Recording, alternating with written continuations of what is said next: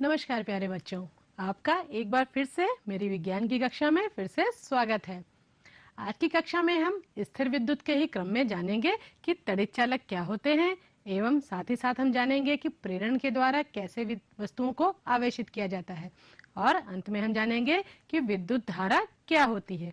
तो आइए बच्चों, आज की कक्षा की शुरुआत करते हैं और सबसे पहले इस स्थिर विद्युत के भाग 1 में बताई गई बातों को फिर से हम रिवाइज करते हैं, क्योंकि आप तो जानते हैं कि पढ़ी गई चीजों की पुनरावृत्ति यानी कि रिवीजन कितना आवश्यक होता है। तो आइए बच्चों, भाग 1 में बताई गई बातों को हम फिर से दोहराते हैं। तो पहले भाग में हमने क्या क्या जाना था बच्चों? हमने जाना था कि वस्तुओं को रगड़ करके आवेशित किया जा सकता है। वस्तुओं में जब घर्षण किया जाता है तो उनमें आवेश उत्पन्न होता है। रगड़ने या घर्षण से वस्तु में उत्पन्न ऊर्जा को हम क्या कहते हैं बच्चों? घर्षण विद्युत ऊर्जा। फिर हमने जाना था कि समान आवेशों में प्रतिकर्षण तथा विपरीत आवेशों में आकर्षण होता है।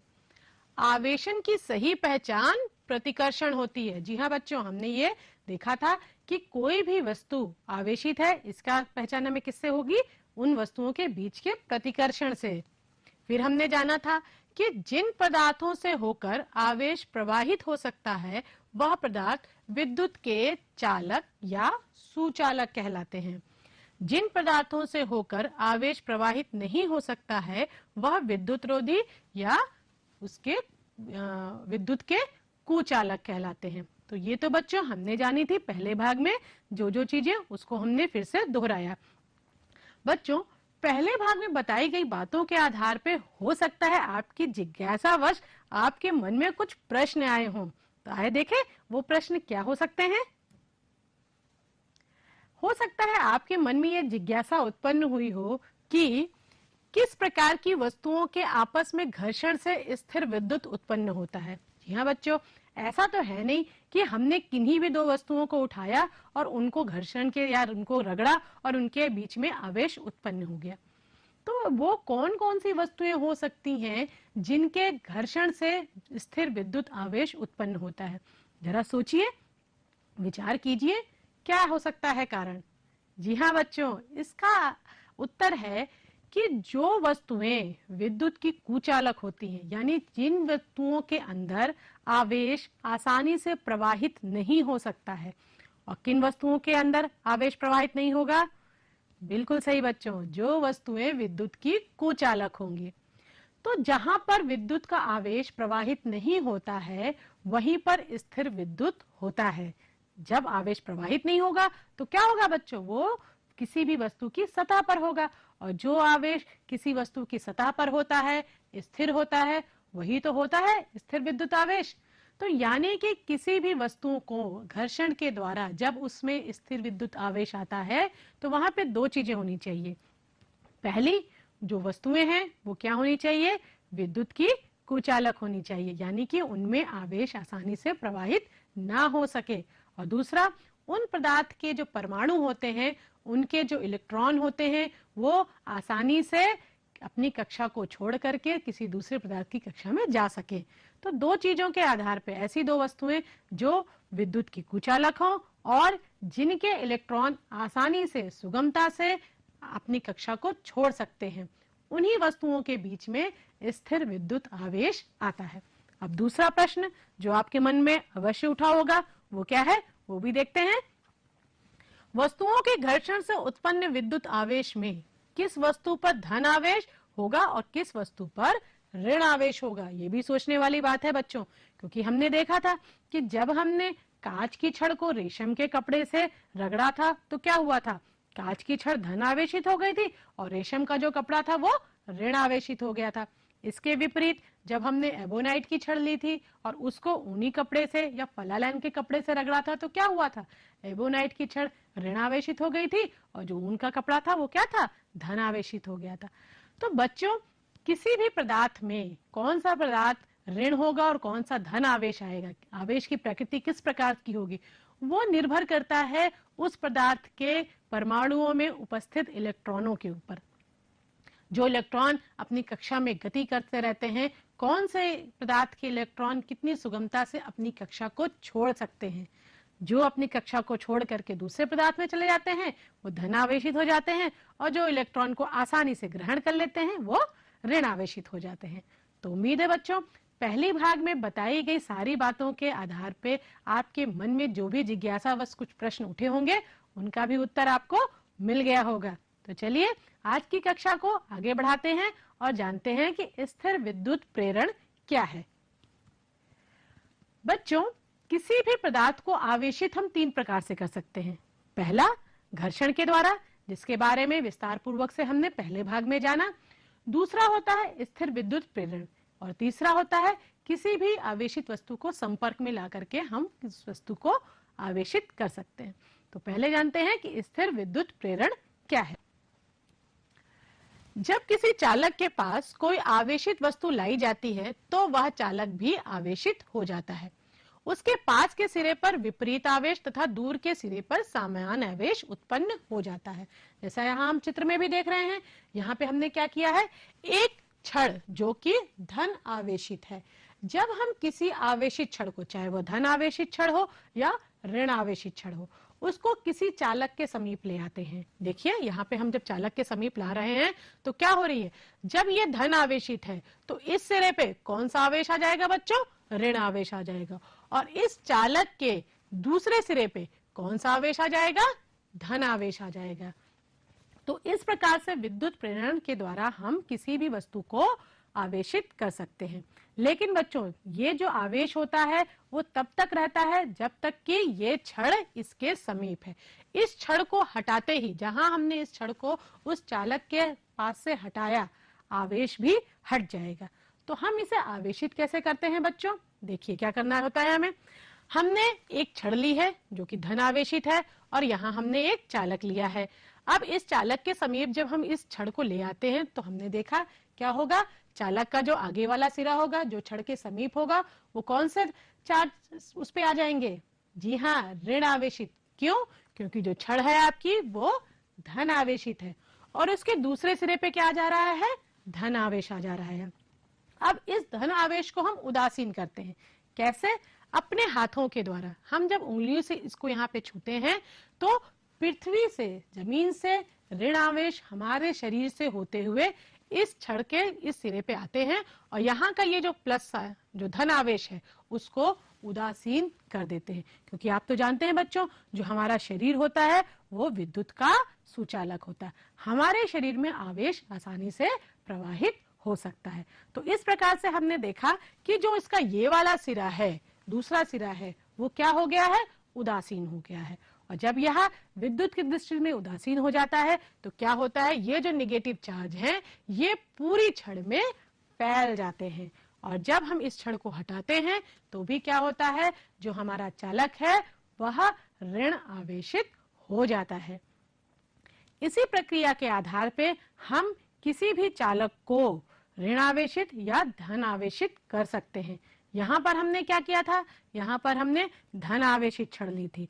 अब हम क्या करते हैं, हम एक विद्युत प्रेरण के द्वारा ही एक उदासीन गोले को हम क्या करेंगे, आइए देखते हैं, हम उसको धन आवेशित करेंगे।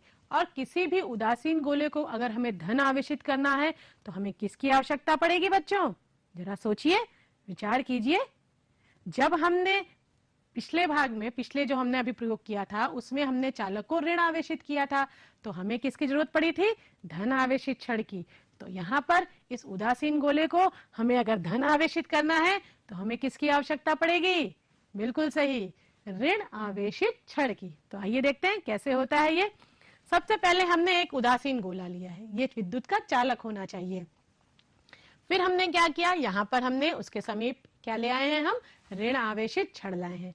जैसा कि आप जानते हैं विद्युत प्रेरण में क्या होता है, जब हम कोई भी वस्तु उसके समीप ले आते हैं तो उसके आगे के सिरे पे, उसके समीप वाले सिरे पे उसका विपरीत चार्ज आता है। यानी कि अगर यह ऋण है तो इसके समीप पे कौन सा चार्ज आएगा, बिल्कुल धन आवेशित चार्ज आएगा। और उसके अगले सिरे पे, यानी जो उसके दूर है सिरा, वहां पे कौन सा सिरा आएगा, ऋण आवेशित। वहां का सिरा होगा वो कौन से आवेश से आवेशित होगा, ऋण आवेशित।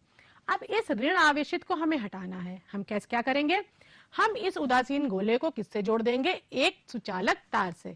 अब चूंकि तार क्या है, विद्युत का सुचालक है, जब विद्युत का सुचालक होता है तो यहाँ पे जो ऋण आवेश है वो आसानी से, ये देखिए, आसानी से तार के माध्यम से जमीन में चला जाता है। और जब हमारा ऋण आवेश यहाँ से हट गया है तो देखिए अब क्या होता है, अब यदि ऋण आवेशित छड़ हटा ली जाती है तब भी गोला धन आवेशित बना होता है, क्योंकि जो इसका ऋण आवेश है वो जमीन में जा चुका है। यहाँ से ऋण आवेश हट चुका है। अब आपका जो उदासीन गोला था वो क्या हो गया है, धन आवेशित है। तो हमने देखा बच्चों कि स्थिर विद्युत प्रेरण, जो स्थिर विद्युत प्रेरण था, इसके द्वारा भी हम किसी वस्तु को आवेशित कर सकते हैं। पहले भाग में हमने जाना था कि घर्षण के द्वारा कैसे वस्तुओं को आवेशित किया जाता है। अभी हमने जाना कि एक प्रेरण के द्वारा भी वस्तुओं को आवेशित किया जा सकता है। अब यदि प्रेरण ऋण आवेशित है तो आपकी जो वस्तु है वो क्या हो जाएगी, धन आवेशित, और यदि प्रेरण धन आवेशित है तो आपकी वस्तु ऋण आवेशित हो सकती है। तो आगे बढ़ते हैं बच्चों। अब बात करते हैं आकाश में चमकने वाली बिजली की। जी हाँ बच्चों, जो आकाश में चमकता हुआ हमें दिखाई देता है कभी कभी वर्षा ऋतु में, बादलों का गड़गड़ाना और बिजली का चमकना, अब जानते हैं ये क्यों और कैसे होता है। सबसे पहले इसके बारे में किसने पता किया था? आकाशीय विद्युत का सर्वप्रथम अध्ययन सन 1752 में बेंजामिन फ्रैंकलिन ने किया था। जी हाँ बच्चों, बेंजामिन फ्रैंकलिन ये वही थे जिन्होंने आवेशों के बारे में भी बताया था कि आवेश धनावेश होते हैं और ऋण आवेश होते हैं। तो बेंजामिन फ्रैंकलिन ने ही सबसे पहले आकाश में चमकने वाली बिजली के बारे में अध्ययन किया था।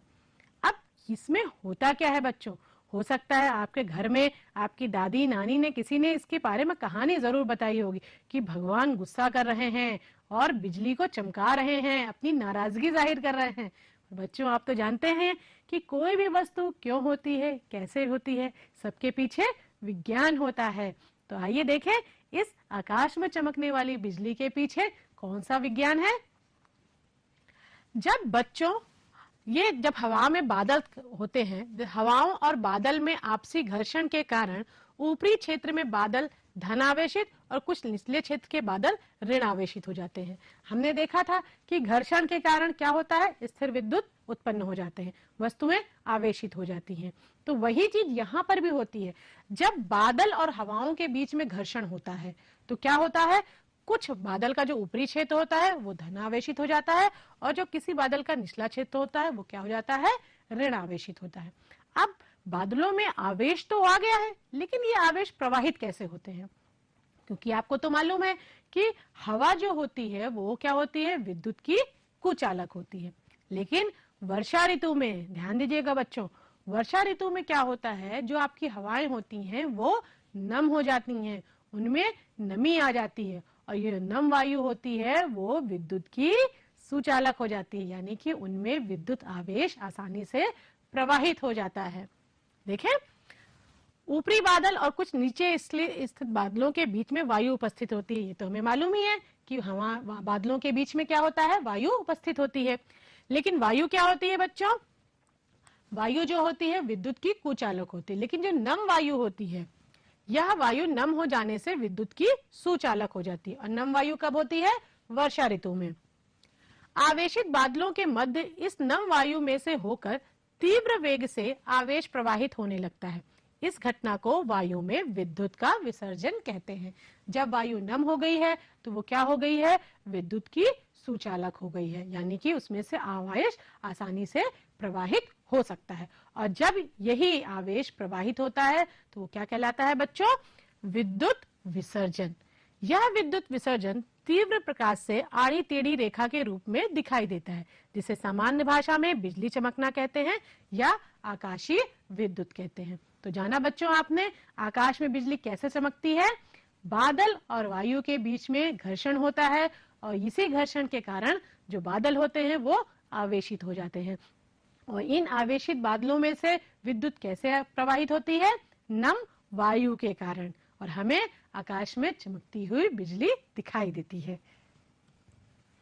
अब आकाश में तो कई बार आपने चमकती हुई बिजली को देखा होगा, कई बार आपने ये भी सुना होगा कि बिजली गिर गई या जो आकाश में चमकने वाली बिजली थी वो किसी भवन पे गिर गई, किसी वृक्ष पर गिर गई, कई बार जमीन पर भी गिर जाती है। तो आकाश में चमकने वाली जो बिजली होती है वो पृथ्वी तक कैसे आती है, आइए देखते हैं।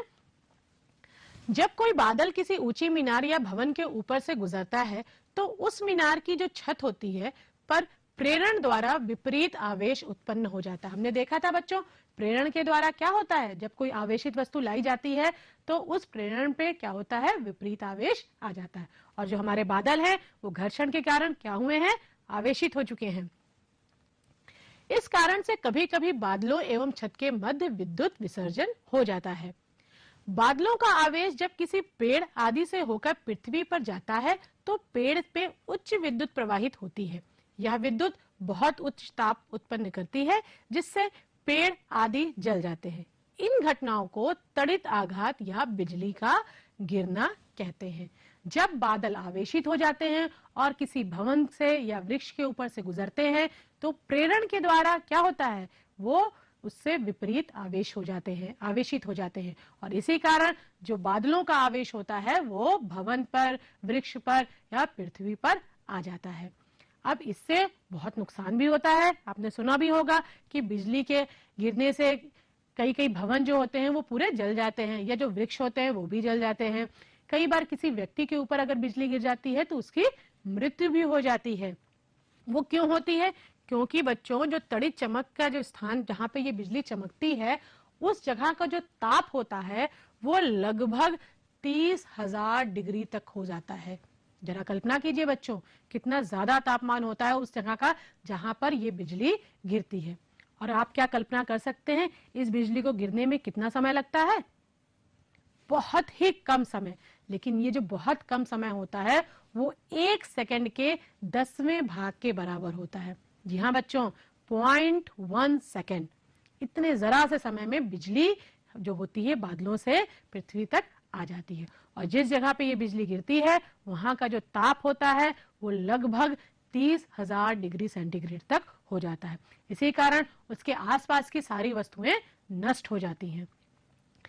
तो बच्चों, अब आप विचार कर रहे होंगे कि इस बिजली के गिरने से कौन कौन से नुकसान होते हैं। एक तो हमने देखा कि जहां पे ये बिजली गिरती है वहां के आसपास की वस्तुएं नष्ट हो जाती हैं, यानी कि जो आकाश से गिरने वाली जो बिजली होती है वो हमारे लिए बहुत नुकसानदेह होती है। आपके मन में ये ऐसा विचार आ रहा होगा, पर क्या इससे कुछ लाभ भी होते हैं?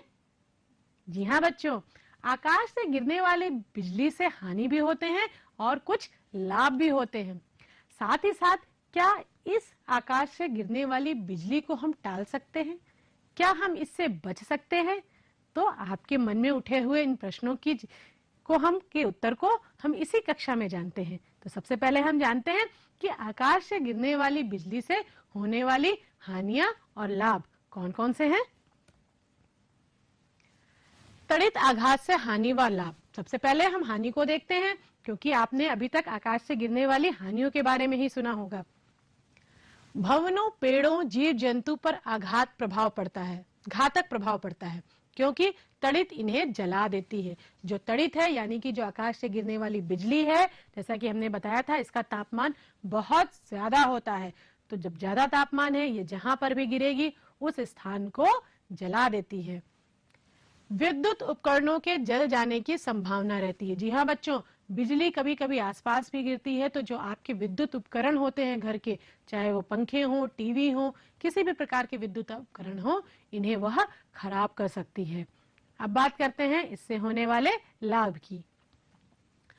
तड़ित से उत्पन्न अत्यधिक ऊष्मा एवं प्रकाश के कारण वायुमंडल में उपस्थित नाइट्रोजन ऑक्सीजन से क्रिया करके नाइट्रोजन के ऑक्साइड बनाती है। यह नाइट्रोजन ऑक्साइड वर्षा के जल में मिलकर पृथ्वी पर आता है तथा मिट्टी की उर्वरा शक्ति में वृद्धि करता है। जी हाँ बच्चों, जो आकाश से बिजली गिरती है वो हमारी पृथ्वी में की जो मिट्टी है उसकी उर्वरा शक्ति को में वृद्धि करता है। कैसे करता है? क्योंकि जो वायुमंडल में जो नाइट्रोजन है वो ऑक्सीजन से क्रिया करके नाइट्रोजन के ऑक्साइड बनाता है, और ये जो नाइट्रोजन ऑक्साइड होते हैं वो वर्षा के जल में मिलकर के हमारी पृथ्वी तक आते हैं। और नाइट्रोजन तो मालूम है बच्चों, हमारी जो मिट्टी है उसकी उर्वरा शक्ति को बढ़ा देते हैं। तड़ित से उत्पन्न ऊर्जा तड़ित के आसपास उपस्थित वायु की ऑक्सीजन को ओजोन में परिवर्तित कर देती है। ओजोन सूर्य से आने वाले घातक विकिरण से हमारी रक्षा करते हैं। ओजोन लेयर के बारे में तो आपने सुना ही होगा बच्चों कि जो ओजोन लेयर होती है वो क्या होती है, सूर्य से आने वाली हानिकारक किरणों से हमारी रक्षा करती है। तो यहाँ पर भी ये जो तड़ित है वो क्या होता है, ऑक्सीजन से क्रिया करके ओजोन में बदल जाता है। और ओजोन से क्या होता है बच्चों, सूर्य से आने वाली हानिकारक किरणों से हमारी रक्षा करती है। तो यानी कि आकाश से जो बिजली गिरती है उससे हानि भी है और कुछ लाभ भी है। अब हम बात करते हैं कि क्या इससे बचा जा सकता है। जी हाँ बच्चों, इस आकाश से गिरने वाली तड़ित से हम अपना बचाव भी कर सकते हैं। कैसे, आइए देखते हैं। आकाश से गिरने वाली जो बिजली होती है उसे हम तड़ित चालक के माध्यम से रोक सकते हैं। कैसे बच्चों, ये होता है तड़ित चालक। अब आइए देखते हैं इसकी कार्यविधि कैसे होती है। जो तड़ित चालक होता है वो तांबे का बना होता है और ये इसकी जो ऊपर की आकृति होती है वो त्रिशूल नुमा होती है। त्रिशूल जैसे नुकीला होता है वैसे ही इसमें, जैसा आप इस चित्र में भी देख रहे हैं बच्चों, ये देखिए ये एक तड़ित चालक का ऊपरी हिस्सा है जो कि भवन के बिल्कुल ऊपर लगाया जाता है। किसी भी बड़ी बड़ी बिल्डिंगों में आजकल ये बहुतायत से प्रयोग किए जा रहे हैं। ये किसी भी बिल्डिंग के या भवन के सबसे ऊपरी हिस्से पे लगाया जाता है और यह तांबे का बना होता है। इसको किसी भी भवन के जब हम ऊपरी हिस्से पे लगाते हैं और इसका नीचे का हिस्सा जो होता है, ये देखिए तार के माध्यम से हम इसे जमीन तक लेके आते हैं और यहाँ पे ढलवा लोहे के माध्यम से इसे यहाँ मोटी चादर के द्वारा इसे जोड़ देते हैं। और नीचे के हिस्से में यहाँ पर जहाँ पे इसको लाते हैं, जमीन के अंदर जब ये जाता है तो यहाँ पे क्या बच्चों डाल देते हैं हम, कोयला और नमक भी। अभी कोयला और नमक क्यों डालते हैं, देखते हैं। जब भी कभी बादल जब आवेशित हो जाते हैं और इस भवन के आसपास आते हैं तो क्या होता है, ये चूंकि तांबे का होता है तो क्या होता है, ये विद्युत का चालक होता है, ये आप जानते हैं। ये क्या करता है, उस आवेश को अपने अंदर अवशोषित कर लेता है और आवेश इस तार के माध्यम से होते हुए जमीन में चला जाता है और जमीन में यहाँ पे कोयला, नमक, पानी आदि के होने से जो आवेश होता है वो पूरी तरीके से जमीन में फैल जाता है। तो इस प्रकार से हमारा विद्युत जो आकाशीय बिजली होती है उससे हमारी रक्षा हो जाती है। हमारा जो भवन होता है वो सुरक्षित रह जाता है और साथ ही साथ आसपास के भवन भी सुरक्षित रहते हैं। इस तरीके से आप चित्र में भी देख रहे हैं, देखिए किस प्रकार से भवन के ऊपर तड़ित चालक लगाए गए हैं। ये देखिए आपकी स्क्रीन पे कुछ प्रश्न आपको दिखाए जा रहे हैं। मुझे उम्मीद है कि आज की कक्षा में बताई गई बातों के आधार पे इन प्रश्नों को आप अवश्य हल कर लेंगे। ये आपका होमवर्क है और इसे आप अवश्य कीजिएगा। तो चलिए बच्चों, इसी के साथ हम आज की कक्षा को समाप्त करते हैं। अगली कक्षा में हम फिर से नए विषय के साथ फिर से मिलेंगे। तब तक के लिए धन्यवाद।